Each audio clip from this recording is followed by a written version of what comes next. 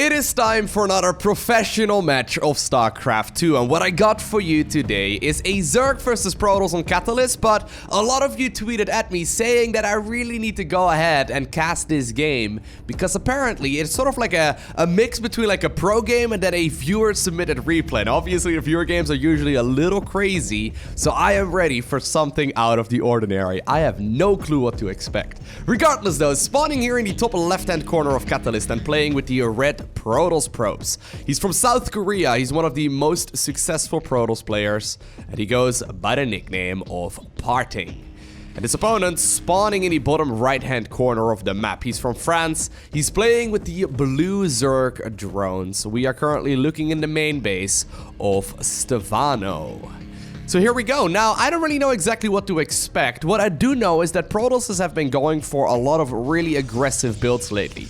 Yeah, so we do see that gateway coming up for Parting, but now also a very, very quick forge. Now, usually at the professional level of play, we don't see a lot of players cannon rushing. However, recently there's been this development where players don't just go for a cannon rush, but they follow it up with like a bunch of Stalkers, a bunch of shield batteries, then eventually into a robotics facility, a few immortals, and they start juggling them with warp prisms, and basically they build all of their tech right outside of the main base of the Zerg, and it does look like that might very well be something that Parting has got in mind here as well. I'm curious to see if he's gonna cancel those pylons. It does look like that is not the case, but he's already going for that one tucked away photon cannon here in this little nuke that is right next to the ramp. This is actually really difficult to stop.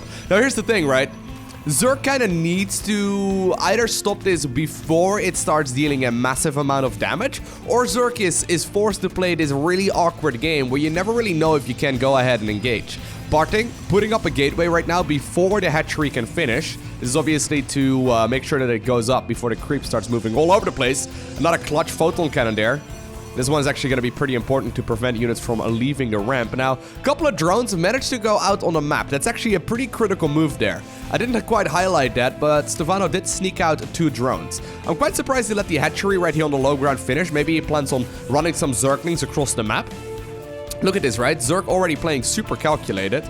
There's a hatchery going up right here on the left-hand side, so it looks like Stephano may very well be giving up his natural altogether.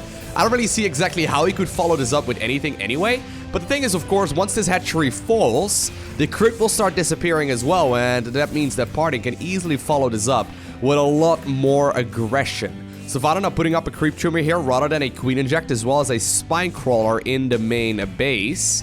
The Zerglings made their way across, but they scouted out that there's already that cybernetics core done near the front, and now with a photon cannon here as well as a zealot, I don't think there's really going to be a whole lot that Parting is gonna, you know, lose. I don't really see exactly how Zerg can properly break into that Protoss natural at this point. Now keep in mind, Parting is 100% on one base, right? He's 100% on one base. He really has no proper way of you know, following this up with anything but a bunch of Stalkers. He is basically going for a committed all-in right now. He could eventually expand, but for now, all of his resources are going to be spent here over on the Zerg side of the map. Another shield battery now coming up as well. That's 2 there in total.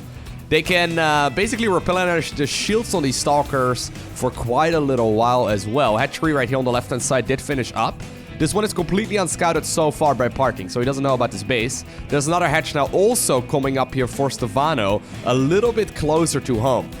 Spinecrawler now finishing up as well. There are a couple of Zerglings. They can obviously deal some damage, but Parting still getting the shielding right here of these pylons that he constructed so very long ago. Trying to... Oh my god. This is what happens when top-level Korean players do a little bit of cheese as well, right?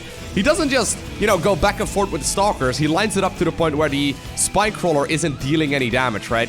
Spinecrawlers have a relatively low rate of attack. If you do so perfectly, you can basically attack it in between its pokes, I suppose. That's kind of ridiculous. Anyways, this is still a lot of damage, though, on that one spine already. Parting will be able to get that kill there, and with another Spinecrawler finishing up, I do think Stephano bought himself a bunch of time, but he's in a bit of an awkward position. Lara's coming up here on the hatchery here on the left-hand side. Stephano is going to continue creating more drones here as well, but slowly, right? His main is starting to fall apart. There's not really a whole lot that he has.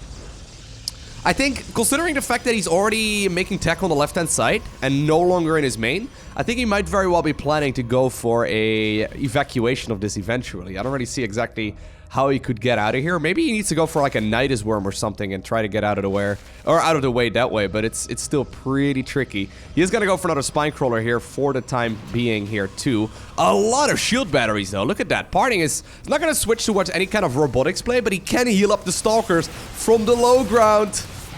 Oh, that is so frustrating here if you are the player in blue. Already though, Stephano seems really confident, right, with the way that he's approaching this. Yeah, we do not see the Nidus Worm coming up as well as an Evolution Chamber. So Stephano is going to go for a Nidus Network. What I would like him to do is put like a worm inside of the main base and then evacuate all of the drones. That'd be so sick. He could start mining from the left-hand base instead. Now, Parting is going to go for a gateway here. He's still on one base. Keep that one in mind. Around 5 minutes into the game, he's about halfway mined out of the main. So keep that one in mind as well. It's really critical that we realize that there's likely going to be a... you know, an expansion forced as a follow-up from Stephano if this game goes on for like another 5 minutes. Eventually, though, this main hatchery is definitely going to take critical damage, right? Now, there's the worm coming up. Oh, rather than using it offensively, I think that Stephano is using it defensively instead. Trying to buy a little bit of time. This is going to be a really clutch moment, though. He doesn't want to show this, obviously, to the Protoss player. The Zerglings are coming in first. I think he mostly just wants to evacuate the drones. I like that idea. The Queen's going in here as well. All of the drones trying to get in there too. Parting is not going to be able to catch this Nidus Worm, and it's already unloading here once again on the left-hand side of the map. This is such a strange game. I have no clue where this is going to go right now, but I have to say, Stephano seems to be dealing with this one very, very confidently. There's a spawning pool coming up right now. He's got 24 drones mining on this base. He still has 9 workers here on the right-hand side as well. All things considered, right? Parting made all of these structures here on the other side, and he got what he came for. He got the main, he got the natural, but there are still other bases out for the swarm on the map. Oh, man. All right. So let's see what the follow-up is going to be. It looks like for now, Parting may very well just simply decide to sit back. He already made a couple of these sentries, so he's going to be able to use those to his advantage. I've been struggling so much against this build myself as Zerg. This is such a brilliant follow-up here by Stephano. And this may very well be the reason why we don't really see this kind of strategy very often in GSL Code S. But, like, oh man, there's another hatchery coming up. Stephano knows that his opponent doesn't have really a fast army at all. He knows that there's not a lot of Protoss units out either. Not to the point, at least, where Protoss can split up their forces and start scouting.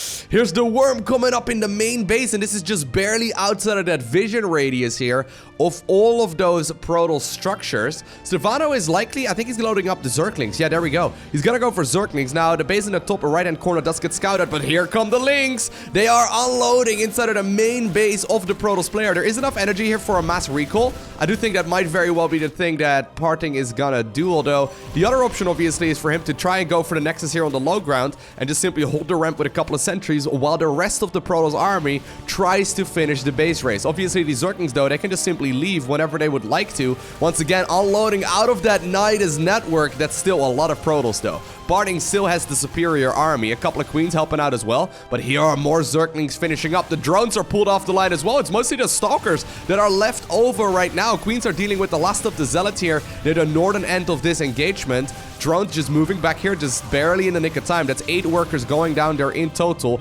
More and more Lynx are just about to finish up. There's still quite a few in that Nidus network as well. And I think Stephano may very well have enough. I think that Stephano may very well have enough Zerglings here. And Parting GG's out. Oh, dude. All right. Yo, to the handful of people that mentioned on Twitter that I should go ahead and cast this game, thank you. Had a few people point it out in Twitch chat as well. Thank you. That was sick. We don't get to watch these kind of games very often, right? So this is the type of game that makes me feel, after playing StarCraft 2 for like 8 years, not that good at the game. The thing is, I feel pretty strong playing against, like, standard games when, for example, I play Zerg versus Protoss, or Protoss versus Zerg, right?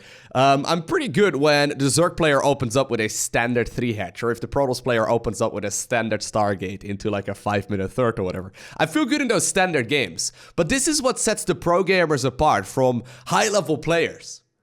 Basically, they look at a scenario and they immediately, that wasn't really a moment of hesitation here by Stephano, right? They immediately know what to do.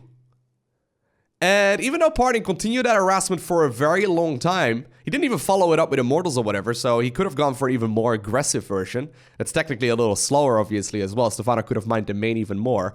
But even though he scouted what was going on really early on, he didn't need to think about what his response was going to be. He just immediately executed it. I mean, if he would have, for example, been 20 seconds late on sending those 2 drones out on the map in the early game, right? The 2 drones that became hatcheries. If he would have been a little late on those, he would have been in a world of trouble. Just because of the fact that he couldn't get himself another base out, right? Or say, for example, if he wouldn't have gone for the lair on the left-hand side and he would have lost the lair in the main base. Or if he would have delayed the Nidus network a little bit longer. Because he could have gotten it a little while ago. He finished the lair probably about a minute or so before he actually got the Nidus network going up. It was all very properly timed. Very impressive gaming by Stephano, who, by the way, I just want to point out, is technically still a retired pro gamer. Although he probably plays like 3 times as much as I do, and I play a lot. Anyways, I hope you enjoyed watching this video. If you did, make sure you hit that like button down below. And if you want to see more, make sure you hit that subscribe button so you get notifications as soon as I upload more. Special shout out to the Patreon supporters. You guys are awesome. Thank you so much for helping me out directly. But for now, I want to thank you for watching. Have an amazing day. Do not forget to smile, alright? And I will see you in the next one.